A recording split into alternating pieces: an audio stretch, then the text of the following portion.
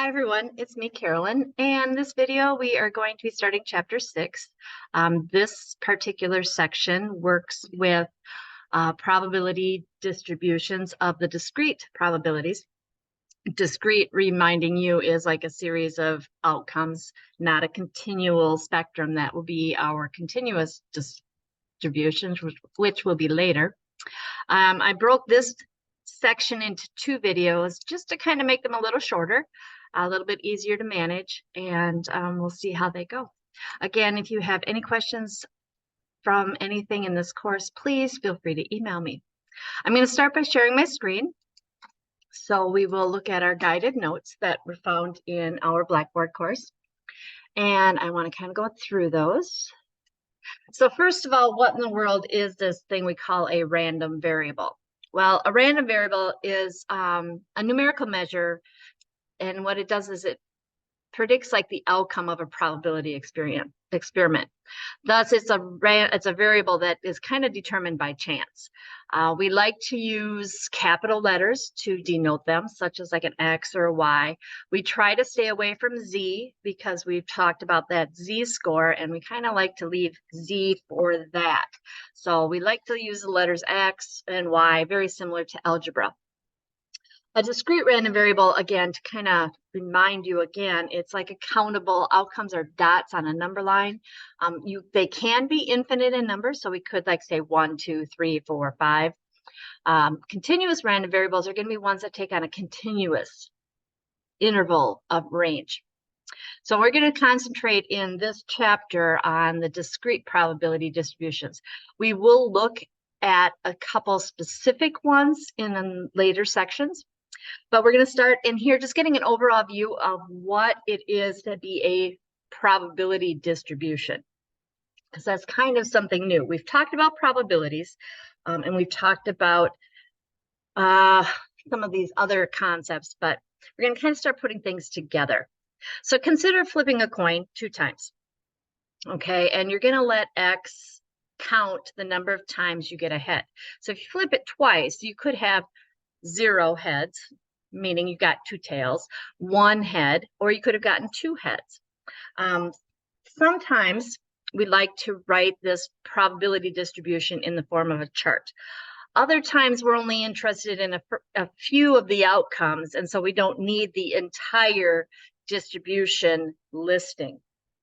But it is kind of nice if we can to kind of understand what these pieces give us. So again, our X value is going to take on the values 0, 1, and 2.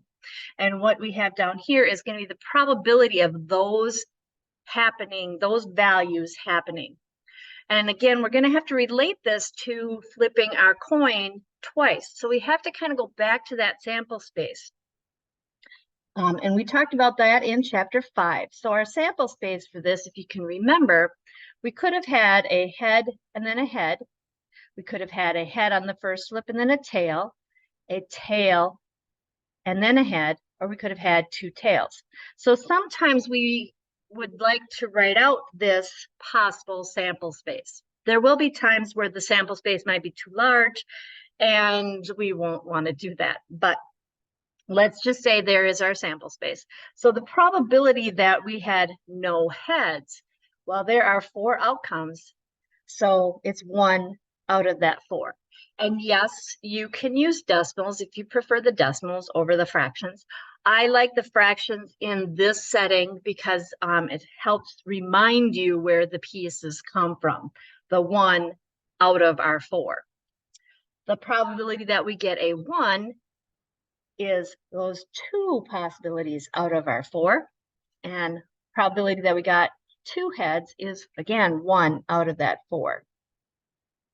Okay, yes, I should reduce this, but again, I like to start with the fractions being numbers so you understand where they came from. So this is what we would call our probability distribution, and it is kind of listing all the possible values that X could take on. That makes sense, and the probabilities associated with them. We can graph this if we want to and talk about the shape of this distribution. The way we graph them is we like to have the outcomes along that horizontal. So this represented the number of heads. And we could have had a 0, a 1, and a 2. On this side, we will put the probability. And I'm just going to kind of 1/4, 1/2, 3/4, and maybe 1. So we get some sort of scaling on here. We should have a title. So this would be like the number of heads when flipping a coin 2 times. Okay. This graph, I've seen it done a number of different ways, depending on which textbooks you pick up. This particular author likes to do them similar to a dot plot. So 0, we had 1/4. So we would kind of put a dot at that 1/4, but we're going to put a bar or just a little skinny line going up to that value. So it gives it some height, so to speak. In other textbooks, I have seen them actually creating bars. So these you could think of as just skinny bars. I understand this author's reasoning behind this, and I agree. I like just doing a single line for this because then it carries into our continuous model, which is found in chapter 7. So we can talk about the shape. This one looks pretty, I don't know, well, first of all, it's very small, but it's symmetric in nature. It's also somewhat bell-shaped. We kind of get that high in the middle and so on. Okay, let's do another example. Or before we do another example, let's just get some rules that we have based on the fact that these are from probabilities. So all of these probabilities, you can remember, have to be between 0 and 1. Okay, so when we flipped our coin twice, we could get 0, 1, or 2. Our probabilities were 1/4, 1/2, and 1/4. All of our probabilities, if we have all of the values for x, if we add those all up, we should get the number 1. Okay, and again, those come from the probability rules that we saw in chapter 5. So looking at some examples here, are these or could these represent probability distributions? If so, great. If not, why not? Okay, so some things to kind of look for, remembering we only have 2 rules. So here we have the values for x, 1, 2, 3, 4, and 5. I don't know exactly what this experiment is, but our probabilities for these happening are 0.2, 0.35, 0.12, a negative 0.07, and 0.4. Okay, based on our rules above, this one is not going to be a probability distribution because of this guy right here. Our probabilities cannot be negative.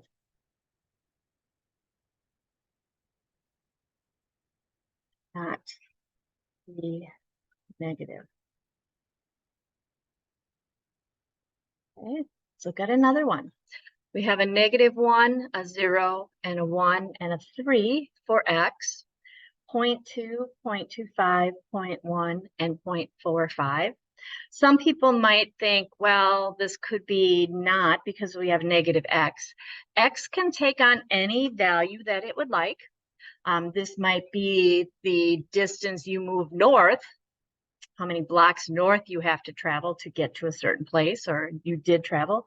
This would have meant you went south instead of north, or instead of going up, you go down. Or this might represent the amount of money you won or lost. So this would represent you lost $1 or whatever it happens to be. Our probabilities are all positive. They are all between 0 and 1. So the last thing I want to make sure is that these things do add up to the number 1. So I'm going to add these up, because if this is going to be a complete probability distribution, our total for all of our probabilities got to cover the entire sample space. So that means we will get the number 1. And if I do add these together, that's 0.45, 0.55, and we do get 1. So this is a probability distribution. Sorry. Okay, here's another one. Again, X can take on any values that they want. This is a discrete model, so we have 4 outcomes. What they represent, again, does not really matter. What we need to make sure is that our probabilities, none of them are negative, none of them are bigger than 1. These all are between 0 and 1. The last thing we want to do is add them up.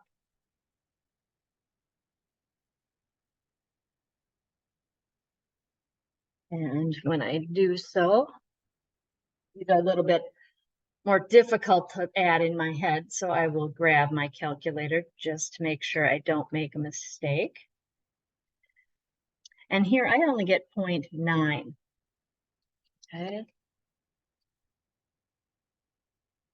Which means I did not get 1. So this is going to be, again, not a probability distribution because the sum of the probabilities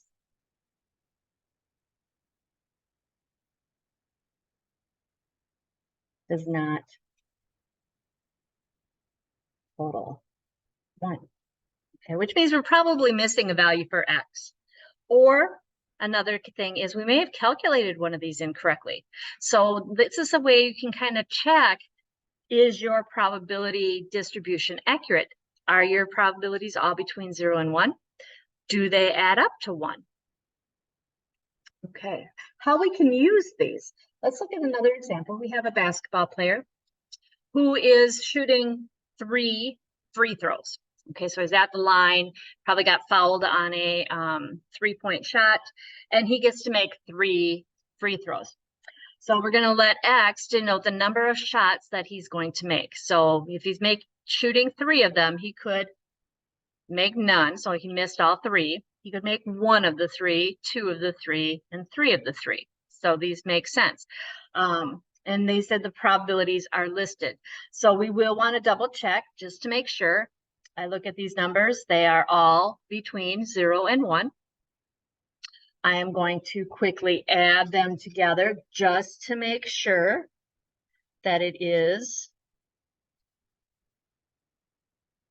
So I'm adding all those. I do get the number 1.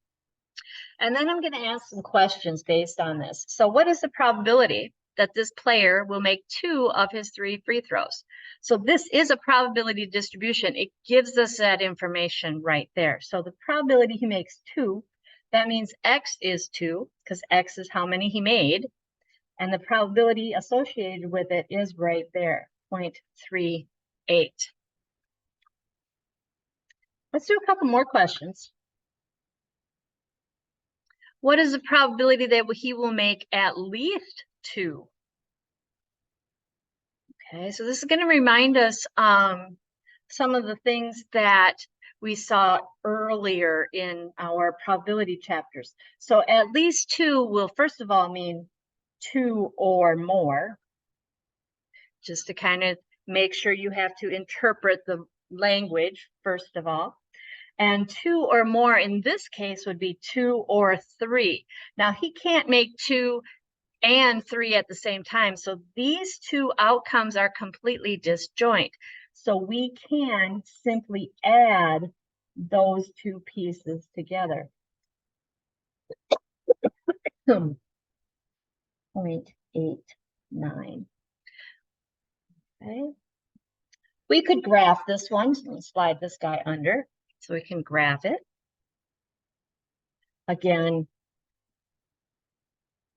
this is going to be the number of shots made out of 3. And I probably would have been a much more descriptive title.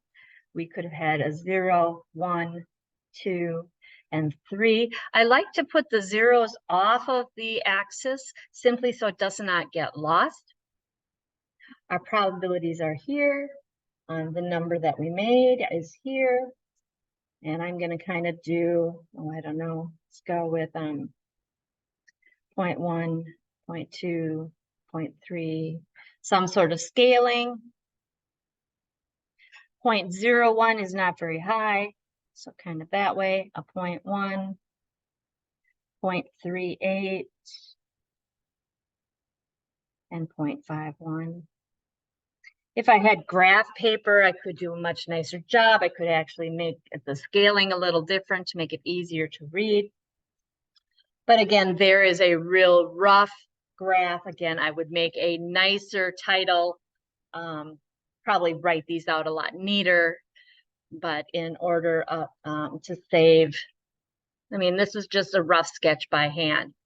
So kind of shapes, well, I don't see any symmetry. I do see these kind of long high pieces here. You could possibly say that it is slightly skewed.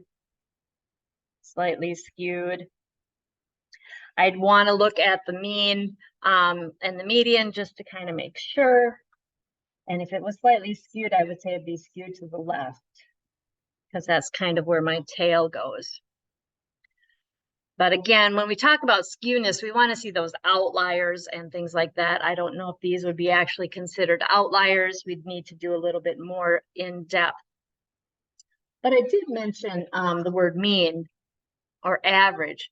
So how in the world would we think about how do we find the average number of shots he makes? So in other words, if he got and did this over and over and over again, so was up at the line shooting 3 free throws over and over and over again, not shooting 1, but shooting 3. And every time we would write down how many he made. Sometimes he'd make 0 out of the 3, sometimes 2 out of the 3, sometimes 3 out of the 3. And we kind of average those together. I want to kind of look back at that probability distribution, kind of interpret these numbers again. These do represent probabilities. But another way to look at them is think about them as a percentage as well. So thinking he's going to make 3 out of the 3 free throws 51% of the time. 2 shots out of the 3, 38% of the time. So you can kind of think about those also in terms of a percentage. And the way we're going to find that is to find that average numbers. We could do this over and over and over again, but thinking of these as percentages, we're going to calculate what we call a weighted mean. And we've seen these a little bit in chapter 2 when we started talking about means. And we're going to be adding up this weighted mean. So we have the number 0, which happens 1% of the time, or 0.01. So it's going to be taking our value times its probability. And then we're going to add it to the next value and multiply it by its probability. And I'll put these in parentheses so it's a little easier to see. And we have a 2 happening 38% of the time, and a 3 happening 51% of the time. And so now I'm going to multiply those pieces first, because order of operations says we multiply first. 7, 6 plus 3. And now we're going to add those up.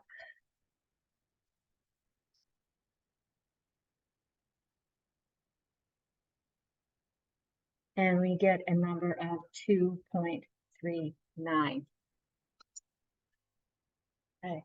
So if you did this experiment over and over and over again, and we added up all the number he made and divided by how many times he was doing this experiment, we would see an average right around 2.39, especially if we did this experiment quite a few times. Remember, the law of large numbers tells us the more times we do something, the closer our mean or whatever we're measuring will be to the true value. So what this means is on average, we can expect him to make 2.39 out of every 3 free throws. Okay, we're going to continue this idea again and do a few more examples of this calculating a mean and where it is used in the next video. So I am going to stop sharing at this point in time and come back and mention that we did just talk about probability distributions. creating them, again, listing those values of X. And many times to get the probabilities associated with them, you'll have to go back to our techniques that we used for finding sample spaces or finding probabilities from chapter 5. We will see a few more as we move on. But again, here we're just going to be talking about the basics, just getting a touch of these things, and then using them to find like the average or the expected value. That's what we call the mean of a probability distribution, the expected value. What can we expect to happen if we do this over and over and over again? And we'll see kind of in the real world a few examples, just maybe 2, of where that happens. So until the next video, I will see you later.